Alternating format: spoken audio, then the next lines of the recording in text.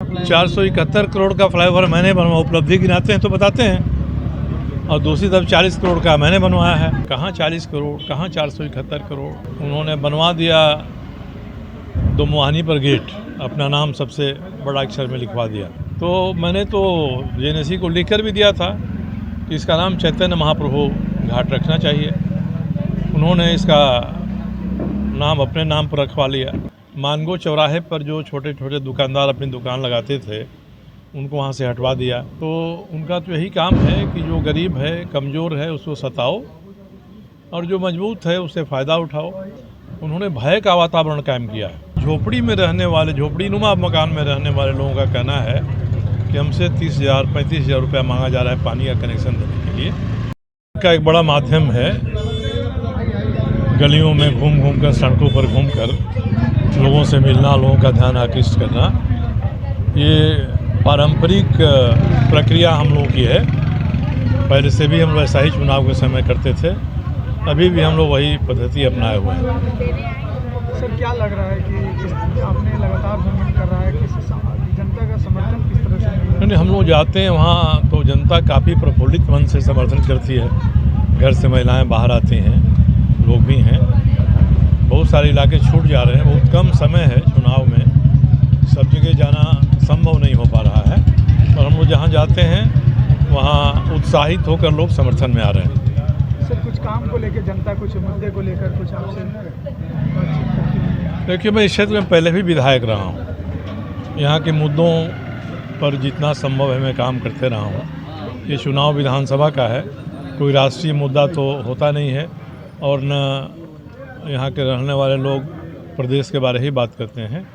यहाँ जन सुविधाएँ कैसी हैं, कैसी होनी चाहिए, सड़क बढ़िया रहे, पानी मिले, सफाई रहे, बिजली ठीक रहे, इसी बात में कमी दिखाई पड़ती है तो लोग टोकते हैं। जैसे आम तौर पे पानी की शिकायत आ रही है, पता नहीं 5 साल में क्या हो गया कि मानगो के बड़े इलाके में पीने का पानी नहीं मिल रहा है। और जहाँ कनेक्शन जुस्को दे रहा है वहाँ भी आज मैंने जुस्को के जीएम से बात किया कि भाई मैं घूम रहा था सुबह में सीधो कानो बस्ती में, रूपनगर में, सोनाली के इलाके में, वहाँ बस्ती में झोपड़ी में रहने वाले, झोपड़ी नुमा मकान में रहने वाले लोगों का कहना है कि हमसे 30,000 35,000 रुपया मांगा जा रहा है पानी का कनेक्शन देने के लिए। उन्होंने कहा कि आप इसको चेक करिए, क्योंकि जो गरीब लोग हैं, गरीब लोगों को कनेक्शन फ्री में मिलेगा, ये सरकार का आदेश है, और सरकार के आदेश का पालन आपको भी करना है। उन्होंने कहा कि मैं देख के बताऊंगा। उन्होंने मुझे फ़ोन किया कि जिससे मांगा गया है उसको कहिए कि हमारे ऑफिस में आके बताइए कौन मांग रहा है। मैं पूर्वी में भी था तो टाटा का पानी और बिजली सभी बस्तियों में मैंने खड़ा होकर दिलवाया है। यहाँ भी अगर इस तरह की शिकायत आ रही है उस शिकायत को दूर करेंगे। और आखिर क्यों पानी नहीं मिल रहा है मानगो के इलाके में लोगों को, ये बड़ी कठिन सवाल है। क्यों नहीं मिल रहा है? नहीं मिल रहा है तो कहाँ जा रहा है पानी? अगर इस इलाके में नहीं मिल रहा है तो किस इलाके में जा रहा है? इसके बारे में लोग अपना कयास लगा रहे हैं, मगर इसको देखना होगा। मैंने पीएचडी के लोगों से बात किया, उन्होंने कहा कि सारे वैसे स्टाफ जो जानते हैं कि पाइप कैसे बिछा है, कहाँ मोड़ है, कहाँ जोड़ है, ये जानने वाले लोग आज कहीं भी पद पर नहीं हैं। नए नए लोग आ गए हैं। यही कारण है कि पानी की सप्लाई नहीं हो पा रही है।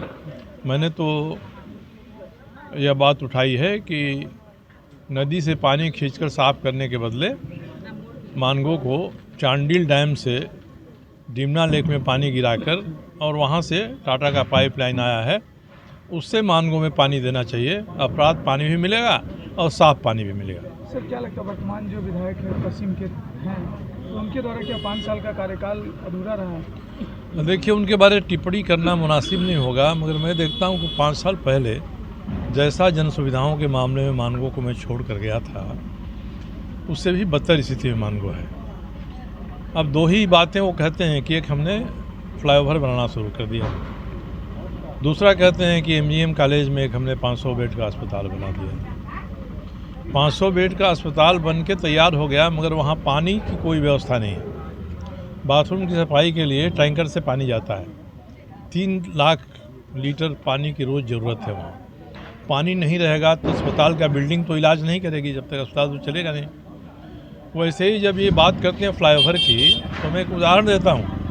पूर्वी क्षेत्र के विधायक के नाते मैंने लिट्टी चौक से भिलाई पहाड़ी तक नदी स्वर्णरेखा पर पुल और 4 किलोमीटर लंबा 4 लेन सड़क पास कराया। इसका टेंडर हो गया, ठेकेदार बहाल हो गया, मुख्यमंत्री ने इसका शिलान्यास भी कर दिया। वह बन रहा है केवल 40 करोड़ रुपए में, और उसी नदी पर फ्लाईओवर बन रहा है 471 करोड़ रुपए में। तो कोई भी आदमी दोनों आंकड़ी को देखेगा तो समझ जाएगा कि एक काम हो रहा है 40 करोड़ में, दूसरा काम हो रहा है 471 करोड़ में। तो ज़रूर कहीं न कहीं डिज़ाइन में घोटाला है, एस्टीमेट में घोटाला है, जानबूझकर पुल का दाम बढ़ा गया है। पैसा तो सरकारी खजाने से आता है, जो हमारे और आपके जेब से ही टैक्स के रूप में जाता है। तो इनको महंगी योजनाएं बनवाने में बड़ी खुशी होती है, महारत हासिल है। हम लोग कम से कम पैसे में योजनाएं बनवाते हैं जो अधिक उपयोगी हैं। वो खुद कहते हैं कि हमने 471 करोड़ का फ्लाईओवर मैंने बनवाया, उपलब्धि गिनाते हैं तो बताते हैं, और दूसरी तरफ 40 करोड़ का मैंने बनवाया है। तो इसमें क्या उंगलीबाजी करनी है भाई? वो खुद ही वो ये बात कहते हैं, तो अपनी बात से इनकार करेंगे तो चुनाव का समय है, लोग ध्यान न दें इस पर, इसलिए वो बहानेबाजी कर रहे हैं। ये तो लोगों के सामने है, कहाँ 40 करोड़, कहाँ 471 करोड़। कौन जस्टिफाई करेगा इसको कि आप सही काम कर रहे हैं?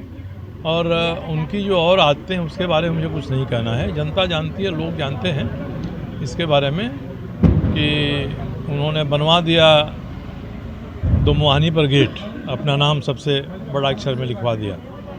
मैं विधायक था तो मैंने घोषणा किया था कि उसको हम लोग, वो जो एक संत हैं उनके नाम पर उस घाट का नाम होगा, चैतन्य महाप्रभु के नाम पर। क्योंकि चैतन्य महाप्रभु जब पुरी जाने के लिए निकले थे बंगाल से, तो यहाँ रुक कर इसी रास्ते से गए थे।